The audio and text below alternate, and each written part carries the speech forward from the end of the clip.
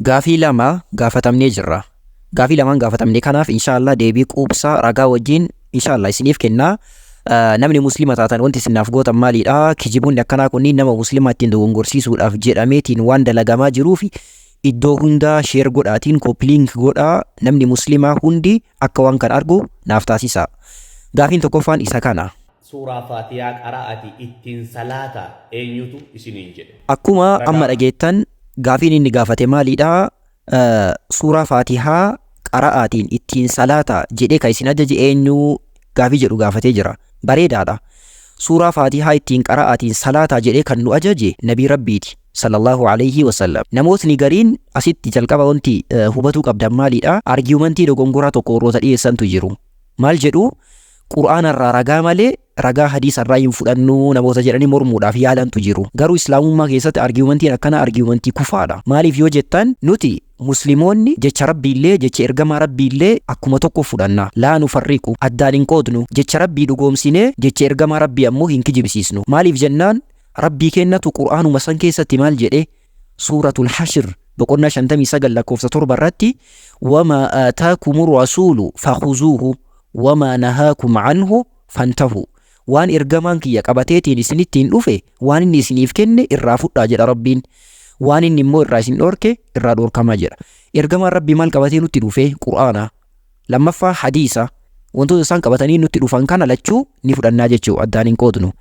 Nabiin sallallahu alayhi wasallam hadiisa isaanii keessatti hadiisa Imaam Bukhaarii fi Muslim odeessan keessatti yoo dubbatan maal jedhanii?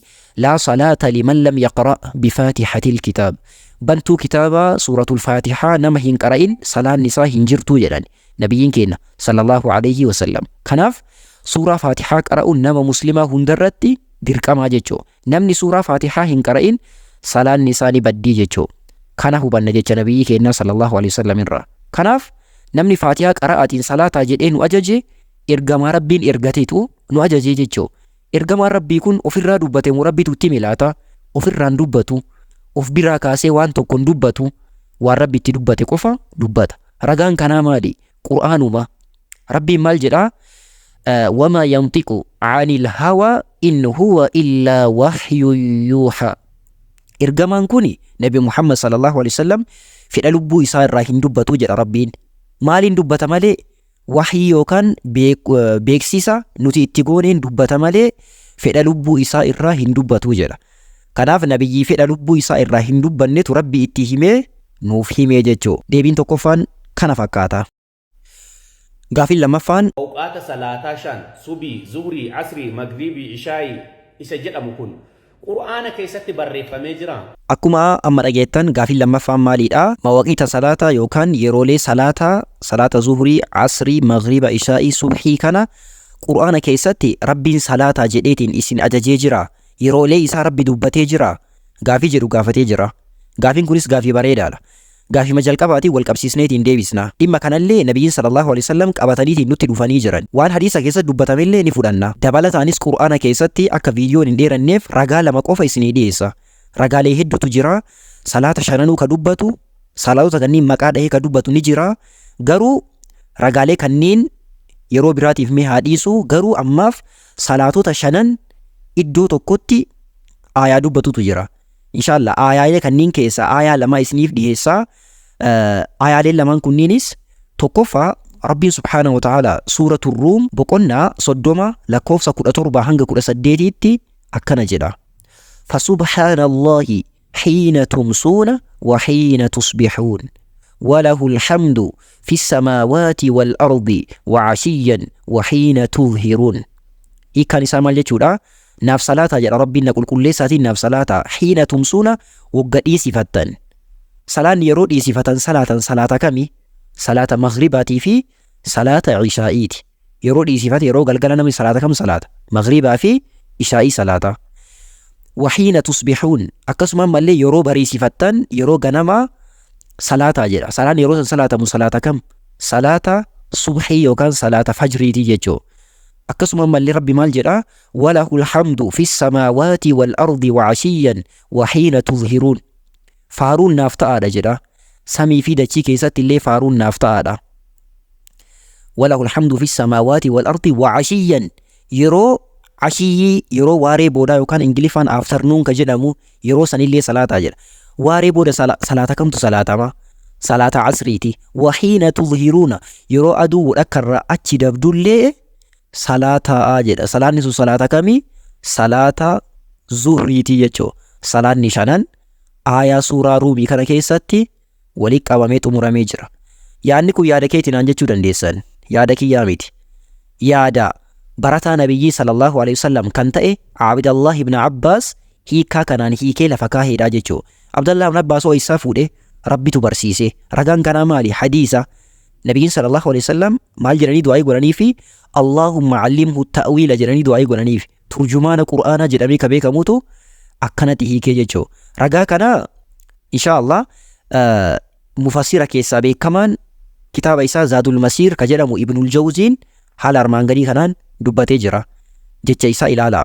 Imaam Ibnul Jawziin kitaaba isaa Zaadul Masiir jedhamee tafsiira beekamu keessa maal jedha? Qaala mufassiruuna. Mufassirtoonni jedhan hayyoonni waa'ee Qur'aanaa beekan jedhan maal jedhan? Al-ma'anaa fasalluu lillaahi hiina tumsuuna. Rabbiif salaata yeroo masaa'a yeroo galgala ay hiina tadkhuluuna fil masaa'i wa hiina tusbixuuna ay tadkhuluuna fis sabaaxi jedheetiin gadi xumuree maal jedha? Aayaan kuni salaata shanan irratti akeektii jedheetiin xumureetiin biraa ka'ee jechuu. Akkasii aayaan kun ragaa salaanni shanan Qur'aana keessa jiraatu keessaa ragaa tokko jechuu. Ragaan biraas ni jira. Ragaan inni lammaffaan maalidha?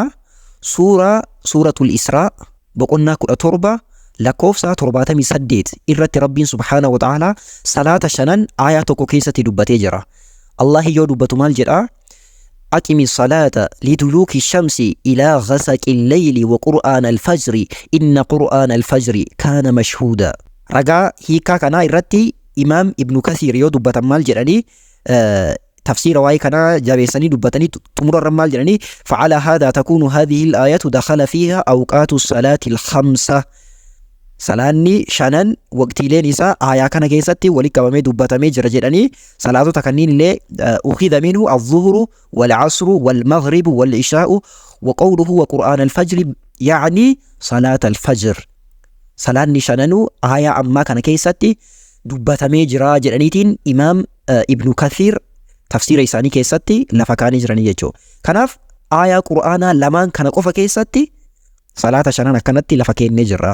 Hadiisaanuu nabiyyiin sallallahu alaihi wasallam maal jedhan? Waa'ee kanaa wanti dubbatan jira? Ni jira. Hadiisa Imaam At-Tirmiziin kitaaba isaanii Abwaabu Salaati an Rasuulillahi sallallahu alaihi wasallam jedhu keessatti odeessaniin baaba kana baaba tokko maal jedhaniitiin moggaasanii baabu maa jaa'a fi mawaaqiitii salaati ani nabii sallallahu alaihi wasallam yeroo salaataa nabiyyi irra akkaataa inni dhufee jedhaniitiin kaayanii hadiisa Jibriil nabiyyi sallallahu alaihi wasallam sa'aatii salaataa shanan hundarratti dhufeetiin salaachise dhiheessanii jechuudha. Kanaaf yeroon salaataa hadiisa keessatti illee bifa bareedaadhaan dubbatamee jira. Qur'aana keessatti illee bifa bareedaadhaan dubbatamee jira. Salaanni shananuu Qur'aanaaf hadiisa keessatti illee haala bareedaadhaan ibsameetiin lafa taa'ee jechuudha. Kanaaf amantiin Islaamaa amantii ragaa irratti hundaa'eedha. Amantii deebiin isaa Qur'aanaa fi hadiisa irratti hundaa'eedha. Nuti Musliimoonni kan irratti jiraannu kan irratti deemnu ragaa Qur'aanaatii fi hadiisaati. Garuu amantiilee biraa keessatti ragaa gaafannuuf deebii takkatti hin argannu. Nus mee taraa kennatti gaafii tokko qofaa gaafadhu. Gaafiin an gaafadhu maalidha? Kitaaba isaanii 66 kana keessaa inni tokko Macaafa Asteer jedhamee isa beekamudha. Macaafni Asteerii kun boqonnaa 10 of keessaa qaba. Boqonnaa 10 kana keessaa iddoo waaqni keessan itti dubbatame ragaa naaf kenni. Egziyaabeerii yookaan Waaqayyo jedhameetiin iddoon dubbatame iddoo takkatti naaf kenni. Yoo kan hin jirre ta'e waaqni keessan kitaaba keessan keessatti hin dubbatamne jedhama. Kanaaf iddoo takkatti baasiitiin naaf kenni. Ragaa si eega. Deebii. Alhamdulillah. Rabbii musliima nu taasise. Barnoota Islaamummaadhaa haala bareedaa kanaan baratuudhaaf inshaallah YouTube kana subscribe godha akkasuma TikTokii kennallee follow godha. Telegram irratti illee @abduu islam apologist ka jedhu follow godhaatiin barnoota diinii kootta haala bareedaadhaan baradha. Ragaa irratti hundaa'aa ijaaramaa isiniin jedha. Rabbi beekumsa nuuf haa dabalu. Islaamummaadhaaf nama xabaqaa ta'eetiin hojjetu Rabbiin haa taasisu. Jabaadhaa nagaan naaf tura. Yeroo gaarii isiniif haa ta'u.